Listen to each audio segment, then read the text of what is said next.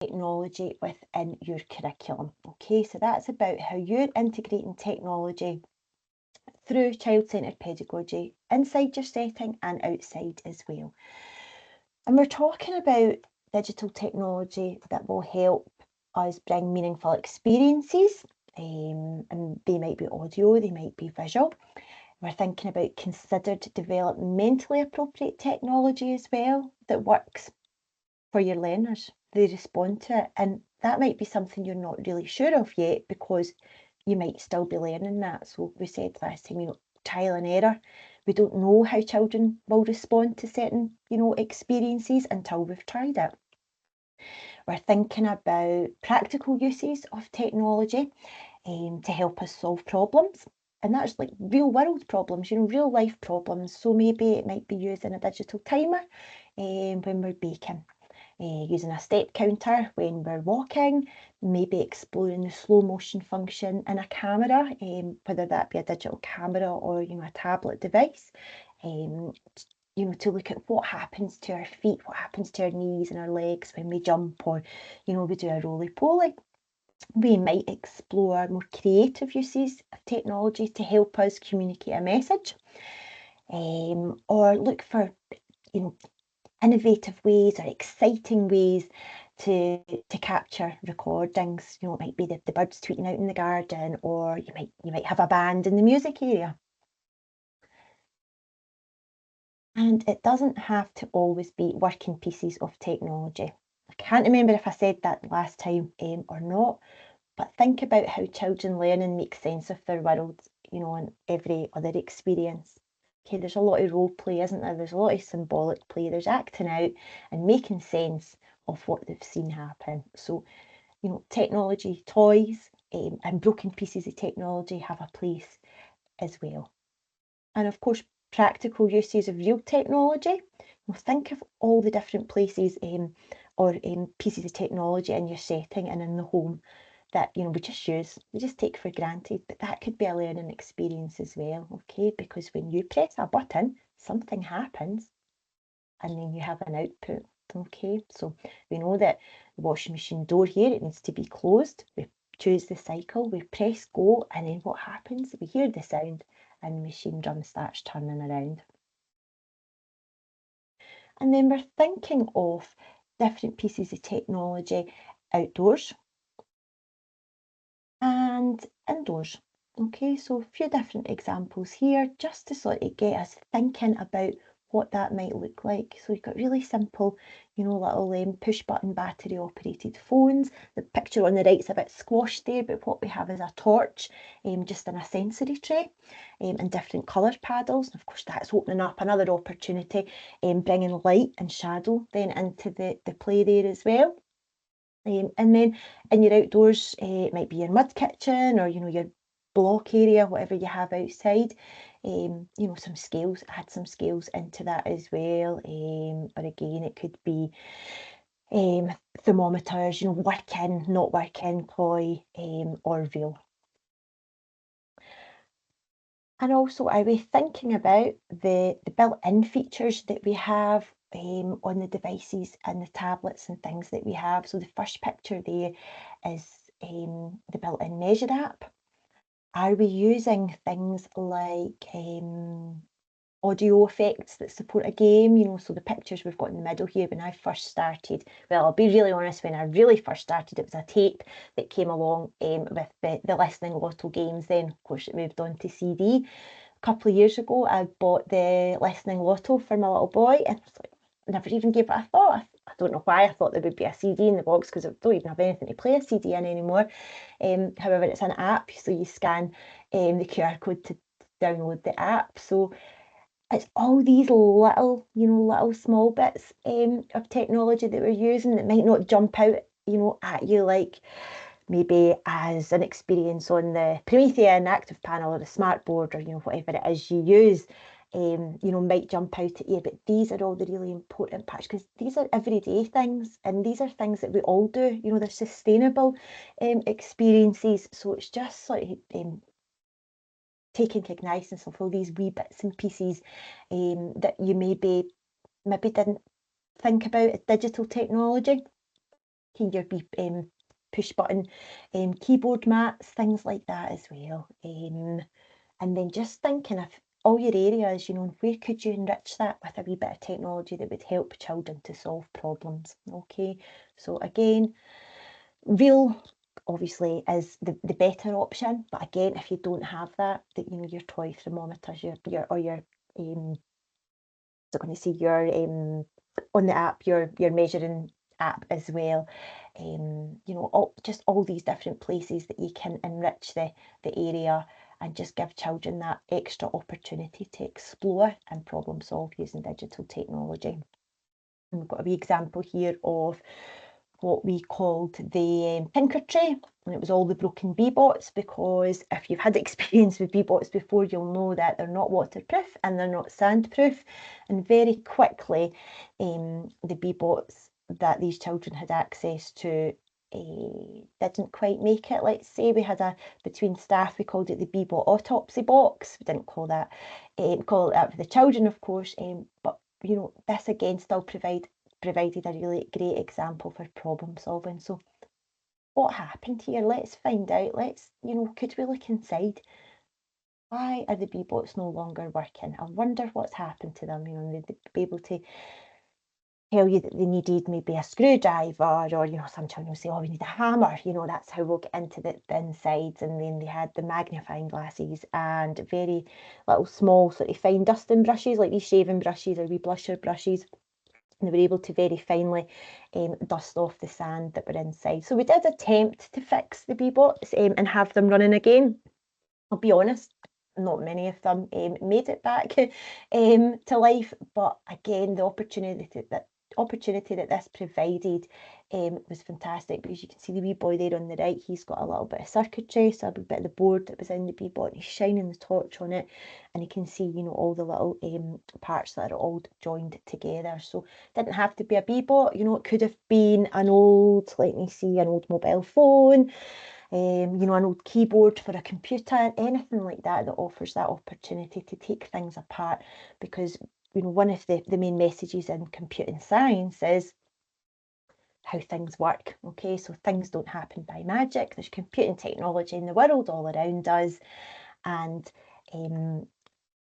these pieces of computing technology follow certain steps, and that's how they work. And that's when we then go in to explore algorithms and things like that.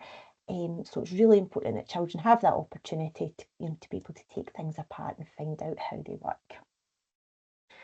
Now, have you ever thought of adding these small bits of technology to your loose parts? I'll be honest, I had never really thought about that before. When I was back in the ELC setting, so 2018 and prior, I think I always thought of loose parts as, well, I knew they were open-ended, but I think I always thought of them as natural materials. That just seemed to be sort of the thing that was happening. We had lots of pine cones with sticks, we had little wooden spools, we had wooden cogs, and it all seemed to be quite sort of natural bits and pieces. And then the more I was reading into different ways for children to explore light and reflection and things, I came across this little quote here. So Simon Nicholson developed this in the 70s. He was an architect, and he developed the idea that moving materials can be constructed and taken apart, and that creates limitless possibilities for creativity. And in his theory of loose parts, he talks about forces as a really important key component that enriches this type of play. And you'll see there on the screen music, sounds, where else is it? Gases, fluid, music, sounds, yeah. So think of these things when you have your loose parts. Is there anything that we can add to this? Maybe it could be a talking button, maybe it could be a torch, maybe it could be a little light or some little fairy lights, just things that add that extra dimension, and that's part of what he's talking about there, about discovering and inventing and having fun. So this is a wee example here. This is a suitcase, and in the suitcase There's various different bits and pieces, loose parts. Just look at the difference the light makes. Just makes it that wee bit more interesting, doesn't it? It's just a suitcase, and inside it had, I'll play it again, it had some foil material, some mesh material, a little colour changing light. There's little fairy doors and little sort of silhouette cut out fairies. Bits of mirror as well for reflection. There was what do you call those tubes again? The ones that you, like a timer tube, it's not sand, it's got oil in it, again, for shining the light through, and seeing the different effects when light refracts on a liquid and so on. What about light boxes? So we spoke about light there a wee bit. Do we have light boxes or light panels or light trays? Mega expensive, aren't they? This one here on the left is my homemade DIY light box that you could make for about £10. So it's one of those trays, a Perspex clear tray with a lid on it, A4 tray. Picture's a wee bit squashed. An A4 tray, and on the bottom we've got tin foil. So it's been lined with tin foil, just stuck down with Pritt stick. The underside of the lid has some baking paper on it, so it could be crepe paper, tissue paper, something like that, just to give it that opaque, so you can't see through. And on top of the tin foil, I've just got a strip of LED lights, battery lights, and they're just stuck down with sticky tape to the inside. And then the lid goes on, and there you've got a DIY light box that can go outside. Go inside, there's no plugs, it's just battery operated. If it gets wet, if it falls, then no big deal. So there's some sand on there and some mark making going on. And then over on the right, we've got what they've been sold just now. They're really inexpensive lights. They're about £6. They've been sold as like sort of ambience creating lights or sunset lamps. They're called. So they are USB powered. That's just plugged into a battery pack rather than it being plugged into a wall. It's just got a wee battery pack there. And they provide such a lovely big circular light that the children can then explore and experiment shadow with. You can see there, the wee boy in the picture there's got various different wee characters, and he's like moving them closer and further away from the light. I've got some links in there if you want to dig a wee bit more, about the sort of the science of light as well. So, different ways that light reacts on different surfaces, whether it reflects, whether it refracts, whether it scatters, what happens when it hits a smooth surface, what happens when it hits a rough surface, and so on. So there's loads and loads of ways you could extend that particular piece of learning. And bringing digital and non-digital tools together as well is a really good way for investigating and problem solving, because you're finding out how they interact together. It's inviting and it's interesting, and you can immerse yourself in those explorations as well. Maybe it's just me, but I really love immersive experiences. So when the Van Gogh experience came to Edinburgh a few years ago, I thought it was absolutely amazing. That might just be me, but I think, a lot of you will say that actually, sensory experiences like that, they are exciting, they're intriguing. You want to go and find out, what happens if I touch here, or, if I hold this green colour paddle up in front of the blue light, what happens? Does it change colour and things like that? So just the interplay of light and materials and how it all interacts, just, it enables, I suppose, it's scientific investigation. You're promoting higher order thinking. There's just, so many different avenues that you could go down. And it's not just little lights like this. Think of old school projectors. I saw one of them in a setting quite recently. Digital microscopes. Other things that you could use as well, like little mirrors. I don't know if you saw the little folding up mirrors that, open out. And just having different reflective surfaces, for the light to bounce off as well. And just a wee quote that I popped in, let me find it. Multisensory experiences create strong connections, and that's by Shin in 2019. So I've popped that in there as well. So if you think about it, you know, memories that maybe you've had as a child that are stronger, were they multisensory memories, multisensory experiences? You know, did that help you remember a wee bit more? Yeah, so that's just a few wee different scenarios, different ideas, just to sort of get you thinking about what digital technology across the curriculum in a developmentally appropriate way might look like. Because initially, you know, a lot of people perceive it as, oh, on the iPads, or, you know, the Promethean, or maybe a Bebop, but we're trying to move away so it's beyond just the screen. Yes, screens have their place, absolutely. But, you know, what else is there out there that opens up all these learning experiences? Okay, so I'm just going to check the chat. He's popping. Okay, look, that's fine. So, some food for thought there. But what might it look like when we're gathering the evidence? So, when we're trying to sort of collate all our photos and videos together and our notes, what sorts of things might we be putting in the pile for digital technology in the curriculum? Okay, so it might be things like this.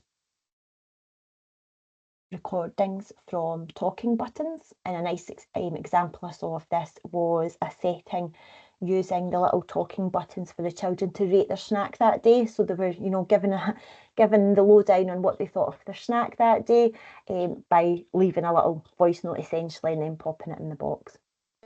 Your strategy and improvement plan, the links for that comes up in all the areas, but again, you might want to consider popping that in there. Stay and play photos and feedback forms. So do you have stay and play or together time? You know, were there experiences from that the children and the families were taking part in? You know, what did the families have to say about it? Little bits like that. Examples from your floor book again. Okay, so in this example here, the topic or the interest was our bodies. So did we experiment? Did we have thermometers and scales?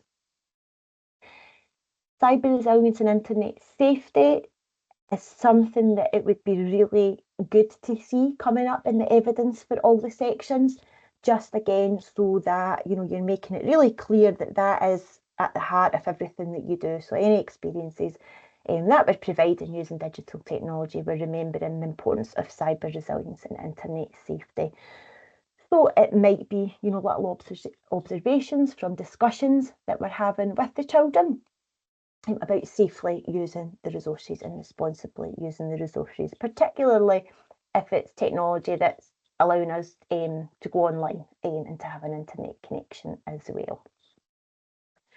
Okay, we might be using some symbolised resources, so we might have some communication symbols to enable our experiences to be accessible for children that might require a wee bit extra support there. We might have some video links of the children, you know, playing and experimenting, places like the Tinker Tray. If we're out and about, we might be using digital technology to help us to plan our journey. Okay, so we might be checking the weather. We might be using a map app to plan the route. Take pictures, screen recordings, because that again will all add to the evidence. So there's so much happening, and it's just trying to remember to pull out, you know, as many examples as you can. You might not decide to use them all, of course, but just get yourself thinking about all the wee little things that you do, all the even the things that you think are maybe a bit behind the scenes. You know, if the children are involved, then they are experiencing, they're learning with and through the technology alongside you.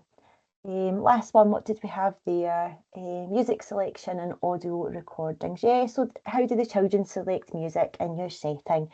You know, do they dabble? Do you make recordings? You know, whether it be on the voice memo, you know, talking buttons. Maybe you have a little karaoke machine. I know that I can remember having still having those in the setting, just little battery operated ones and it was a tape, if you still have anything like that. Or it might be the recordable microphones, you know, it might be something like that. So again, it's all about children's exposure to different types of technology, you know, using it for practical problem solving, using it for creative reasons, and also through play and through role playing, through symbolic play as well. So toy technology, broken technology, symbolic technology. You know, they might build with, I don't know, with the Duplo, let me see, they might build, you know, a tablet with the Duplo and a camera, or, you know, something like that. That again is really important because it's showing that the children are taking an interest, so they've had that exposure and they're then trying to figure out for themselves, you know, where they would use it, how they would use it, and maybe even how it works as well. Okay, so I'm just going to check no questions. So I'm just going to stop sharing this screen now, and we're going to go over to the evidence examples from a couple of different settings over the last few years, and we're just going to have a wee look at the evidence that they collated and submitted to DSAS, and then we'll visit some comments in the validation reports from the DSAS validators as well. So just give me a second and I'll make sure I can pull that up for you. Does anybody have any questions at this point? Okay, feel free, or if you want to wait till the end when the recording's finished, then that's absolutely fine as well.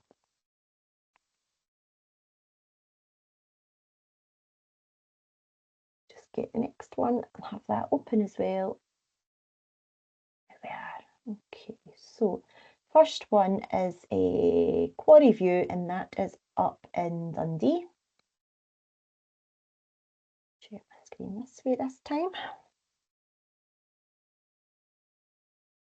Okay, so they have gathered their validation evidence in the form of a SWAY. Okay, and they have used the contents of the chapters option as well, so that you can really quickly skip to the section that you're looking for. So lots of just photographs added in here and screenshots. Okay, so we've got some snapshots here of their planning documents. Now this might look a bit different, you know, to how you plan, so don't worry about that too much, because every local authority does it differently. But just, you know, as an example, we've got some dates of when these types of experiences, you know, were happening, you know, and then, you know, if it's something that's ongoing throughout the year, and so on. Okay, and then some observations as well on the planning. And what they've done is they've gone back through their planning for that year, and anything that was, you know, in relation to learning with and through digital, they've highlighted it just to make it stand out that wee bit easier for the validators. But I mean, they've not gone back and typed it all up or anything like that. It's just simply they've taken pictures of their existing planning and they've shared it that way. And we've got some examples from floor books as well. So when we're saying, you know, don't give yourself extra work, that's, I can't stress that enough. Okay, it's the rough, the ready, the raw and ready examples, because that's real, isn't it? That's what's meaningful to you, to the children. So a few more examples there. So we've just got screenshots here from, I think one's a digital drawing app. And then some examples. So they've done some Seesaw training, because that's the platform that they use, sharing the learning. I was just going to say, I know we've got Williamsborough on, and they did a video for me on using Seesaw as part of our 12 DigiLearn Round Days of Christmas. So they did that. So there's a perfect bit of evidence. Perfect example. Absolutely Great, perfect yeah, example. absolutely. And I've just popped in the chat as well, just our way clip. If anybody's sitting there going, well, I quite like the look of this way, I'm not sure how to use it, how to get started, I've given you video guides on how to use it. And there's also, if you're a printer bit, if you want to print it and work out how to do it, it's all in there for you. So just stop that in the chat. Yeah. Sorry to interrupt, Eva. No, that's great. That's really helpful.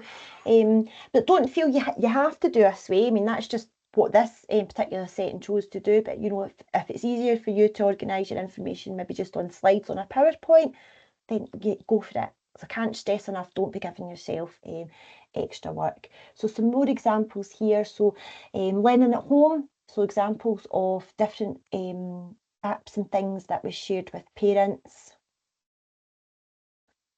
learners' journals as well. So different examples just on how this is a really good one actually, how the families interact, or how the practitioners interact with families at home.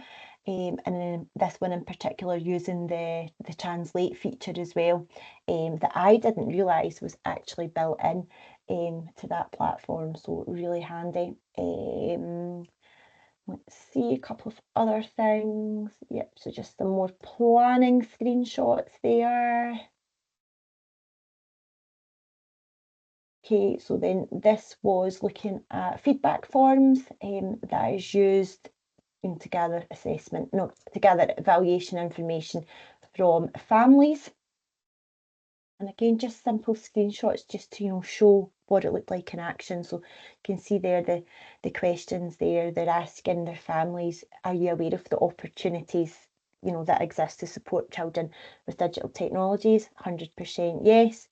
Would you like to learn more about how to support your children with digital technologies? And then you've got 62% yes. So it's just showing transparency. It's like, this is what we are doing, and we can really confidently say that our families know what we're doing as well, because we're continually engaging with them. So lots of wee bits and pieces like that. Oops, went far too fast there. And then of course coming back to cyber resilience and internet safety, because that is a key part of the curriculum, a key part of everything that we do with learning with and through digital technology. So some screenshots there of different resources that they use, and then wee examples of the children's learning in action. Okay, when they were drawing characters, talking about the main messages in the story, and so on. And I'll stop that one there, because that's us moving on to section 3.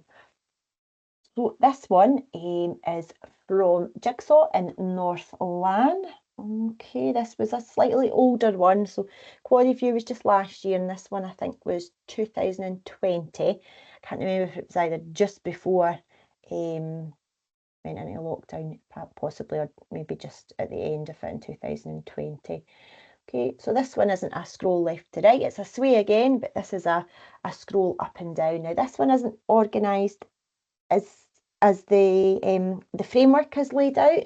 They've chosen to do it slightly differently, and again, that's really up to you. I would say I think that it's easier for the validators if you have it in those chunks, and it's just easier for them to skip back and forward, and they can see sort of even evidence throughout. But again, it's up to you how you put that together. So you can see here under the valuable resources, the curricular experiences that are happening. There's some little videos here. So we've got problem solving, their policy, they've got their roles and their responsibility. There's children's acceptable use policy, and I really like this actually, so I'll just enlarge it so that you can see this. Okay, so to keep us safe online, we remember when using the internet, a grown-up will set it up for us. We must be in the same room as a grown-up and ignore any pop-ups or messages. Tell a grown-up if it happens. And then that responsible use of the toys. If a toy has a remote, we must use it properly. We don't push it along as it may break.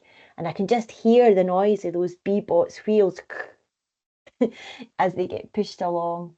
If we see someone not looking after the toys, we must remind them how to take care of them. We must charge the toys or charge the batteries when they're low, so we can all enjoy playing with them. And we must put the resources in the proper place when finished. So some really nice little housekeeping examples there. Then I'll just scroll down a wee bit further for some more examples. Okay, so different documents, that's the guidance that they went to help develop their staff skills and knowledge as well. And again, raising awareness of online safety, or internet safety, I should say, and cyber resilience. Okay, so resources that they used. And then a different platform for this particular setting. I'm not sure if the whole local authority use this, or if it's just something that's used in this setting, but just again, screenshots just to show exactly, what that looks like in action. Okay. And then that's just there at the end after their validation visit. So proudly standing with their certificate, quite rightly so. So there's two very different examples there of evidence gathering, and it's really, like I said, it's up to yourself, you know, how you want to gather that evidence and present it. I think for me, probably personally, I prefer it split into the 5 areas, and it just makes it a wee bit easier for yourself, I think, when you are organising that information too, you know, because whether it be, you know, just maybe you use post-it notes, I don't know, however you organise your information to start with, but you'd be able to see maybe the difference between, oh, right, we've got tons now for curriculum, but actually we've not put enough there in leadership and vision, right, let's see, will we move some things over, or, you know, is there something else that we can add in there? Okay, so thanks to those 2 settings for sharing that with us. Now, a couple of report highlights now. So we've got Castle Milk Family Learning Centre, and this was 2019. And this is just a little snapshot of digital technology in the curriculum there. So I'll not read this out to you, I'll just have it up on screen. You can have a wee look.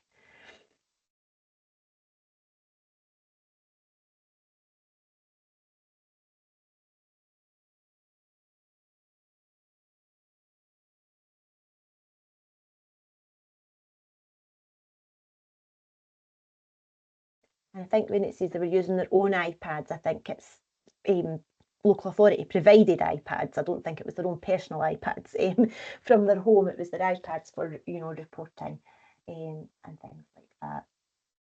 So you can see there they've pulled out the accessibility and the technology that was used to support learners with ASN. And that might be children as well with English as a second language. You know, it might be using visuals, it might be using translator apps and things like that. And then this one is Katrine in East Ayrshire. This was just last year. This is one of my favourites. I can just see it happening.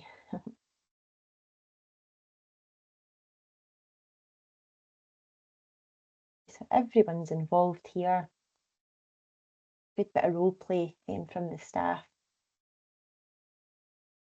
So real world problem solving here using digital technology. Okay, so they had to analyse some CCTV camera footage to try and catch the thief. You can just imagine the hilarity when they get to the office and their admin member of staff's under the desk with all the biscuits. So, things like that. It just, it shows that, in your setting, your in your curriculum, everything, everybody's all involved. It's not just that one person, providing all these experiences, but everyone's together and everyone's taking part. That's one of my favourites. And then this is from Tully Allen in Fife in 2019.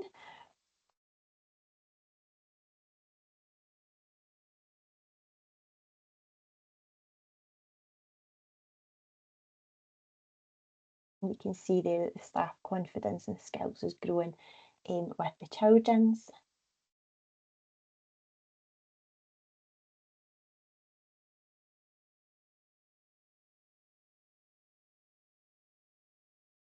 They've reached out to their local authority, central team, their digital team, their PAMs, for support on assistive technologies for a child that had much more complex additional support needs. Got a child-friendly acceptable use policy, pictorial and housekeeping as well. And then the second part there, it didn't all fit on the one screen. So again, supporting their families with cyber resilience and internet safety. Okay, so that's our examples for today. And I'm going to read you out this wee quote here that I saw in Nursery World. It's on the slides as well, so you can share this with with your colleagues, your wider teams. But on Nursery World, it was an article called Why We Should Be Embracing Screen Time, because every time I hear screen time, I shudder and I think, oh, what's it going to say?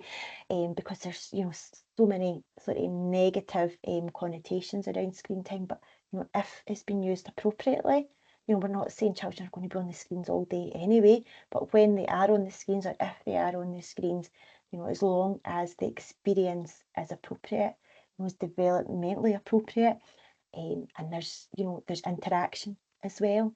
Right, anyway, I'm going to read it to you. So, we need to move beyond the fear of technology and instead focus on its potential to enhance learning.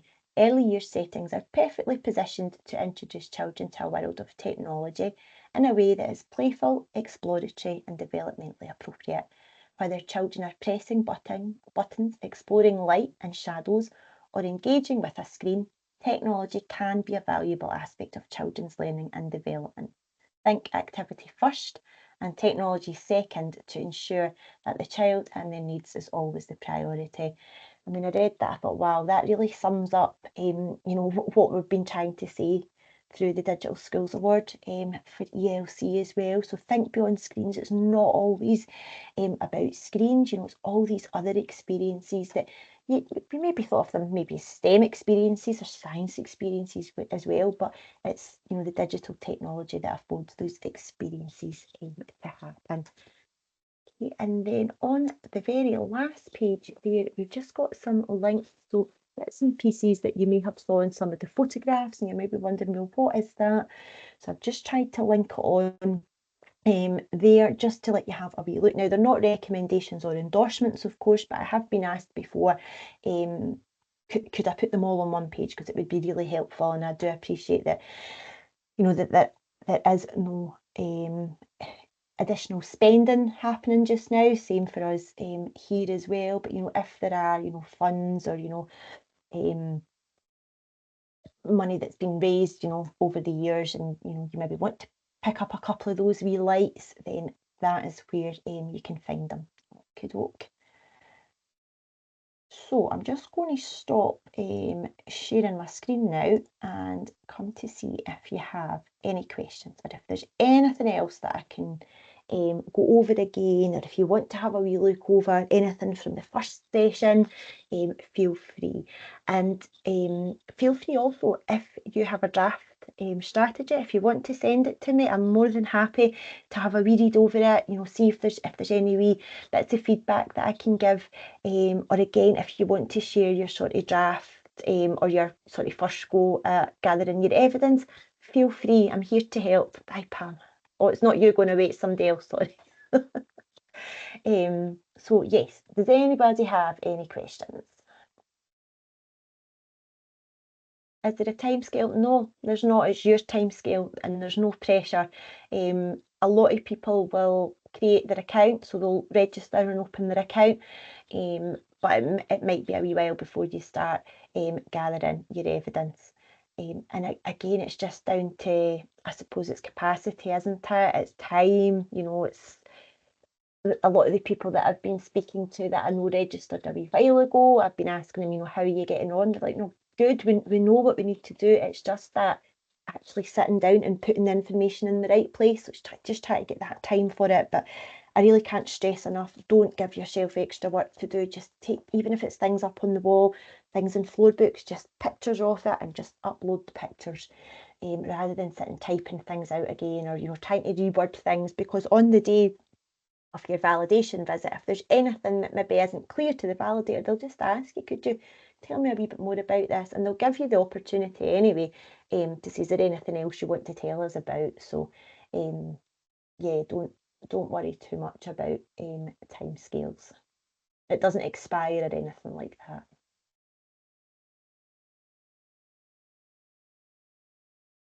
Okay, anybody else? Is there anything else you'd like me to show you, or anything you'd like me to go over? Do you have wee talking buttons or anything like that in your settings?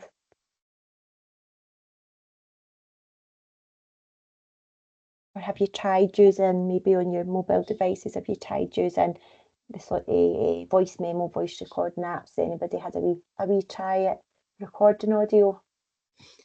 I think we do have wee talking buttons, but we've only got like 1 or 2, Right. so it's kind of, they do get quite possessive Yeah. over them.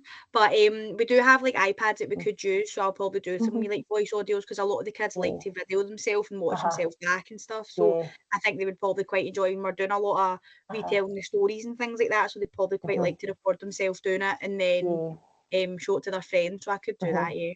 Great. And do you know, I've seen them being used really well where they've been used as for translating too. So depending on whatever language it is, but maybe a parent or carers came in and helped and put the translation on as well, so that we've got that, whether it be, you know, as part of a sort of a learning story up on the wall, or it might be just to support sort of daily routine, toothbrushing, washing hands, or whatever. They've got it in that language as well. Oh, that'd be good. Yeah, really versatile. My wee boy just recently, he wanted a jungle bedroom. So I went on to BBC Sounds and recorded some different sort of jungle sound effects. So he's got like a monkey noise, the birds and all that, a waterfall noise. So you can do it for all sorts of reasons as well. I quite like the guess the sound, like the mystery sound, so they can use the talking button to record whether it be an instrument or like a sound outdoors, or, you know, something like that, and then the rest have to guess what that sound was. That can be good fun as well. It's a bit like the, you know, the feely bag when you've got your eyes shut. What could it be in? But, you know, what could the sound be? Yeah. Anybody else there? Or if you would rather just get away and use that time, then feel free. I won't keep you hanging on here for 15 minutes trying to force you to ask questions. But do remember, anytime you can get in touch, you can get in touch with me through Teams. You've got my email. I'm more than happy to have a wee read over things, and if there's anything that I can do to help you on your journey. Unfortunately, time, I know, is something that you all need. One of the settings that I was in just recently, I told you that a wee minute ago, didn't I? They says, no, we know what we want to do. We're struggling for the time to actually, you know, sit down together to say, right, this is our plan. Is everybody happy with it? And we're going to submit it. So. Okay, so I'll see you then. If nobody has any other questions, please feel free to use this time, you know, to get whatever it is you need to get done, because I know that you'll have a massive to-do list. And if there's anything that you think of later on, because I know that after a session it can be a day or two or even a week later, I'll think, oh, I wish I had asked that, or, you know, what does that mean? Feel free to come back to me. I'll go send the slides with all the notes on to Pam just now as well. So all the links are there, so you can access those sways and the report quotes. And did anybody manage to join the team in Glow? Anybody manage to get in there? Let me just, I'll pop the link. I think I was trying, but for some reason I couldn't, like when I was on Teams, it wouldn't bring it up for me, so I just couldn't get in. And you do use Glow, don't you? Yeah, I've got Glow and a register school. Right. But for some reason when I went on to Teams, I just couldn't. I couldn't find it, because when I was doing kind of the first draft of my strategy, I was like, and I know Pam had said, and I looked and I'm like, maybe it's just me, but my other girl, Jen, she couldn't find it, so I was like, right, it's maybe not just me. Yeah, it happened as well with the national group too. There was quite a few of them couldn't get in, and I've tested it, and I've tried to get on from different devices, and it's been letting me in, so I'm not too sure what's going on. But what I could try and do, see if you pop your Glow address, your email address into the chat, I'll try and manually add you, because I had to do that with somebody else, but I think the other person, they were using their, you know, when you need to open an incognito tab or use a different browser, so they were getting stuck, and it kept redirecting them back to that. So yeah, feel free, anyone else, if you want to pop your Glow contacts in, and then you can access the team, because all the reports in full are on that team as well, so they're all there. Right, Taylor, that's found you. Says it's added you, so you can give that a wee try later, so fingers crossed, and I'll get Louise as well.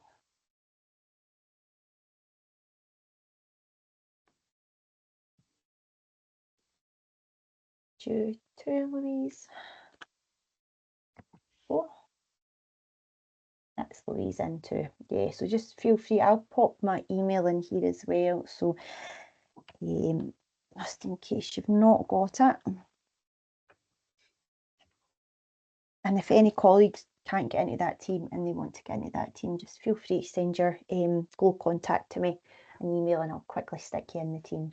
So hopefully you'll have access to that now. So, okay, sure anybody doesn't have any questions? We're all okay? I hope you're feeling a wee bit more reassured. I know session 1 it's tough because it's a lot of thinking. It's like, oh, what is our vision? You know, what is our aim?